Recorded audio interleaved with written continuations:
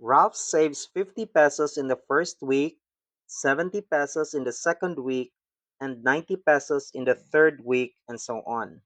How much will he save in the 16th week? So we have here the savings of Ralph form an arithmetic sequence because we have 50, 70, 90, and so on. And we are asked of the savings or how much will he save in the 16th week, so that's a sub 16.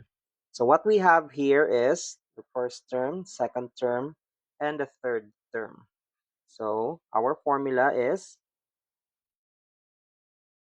a sub n equals a sub 1 plus n minus 1 times d. Our a sub 1 here is 50. A sub 1 is the first term.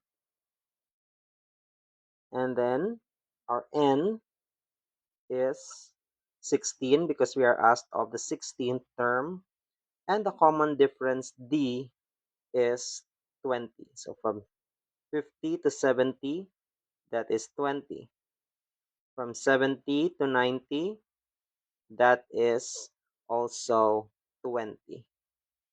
So the common difference is 20. You can have 70 minus 50 or 90 minus 70. That will give you the common difference. So the 16th term is a sub 1 is 50. N is 16 minus 1.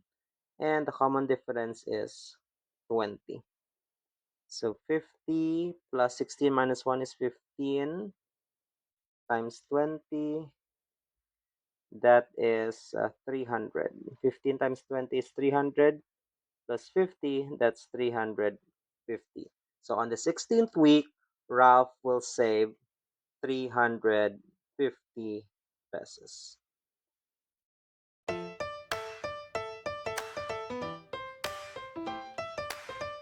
Thank you for watching.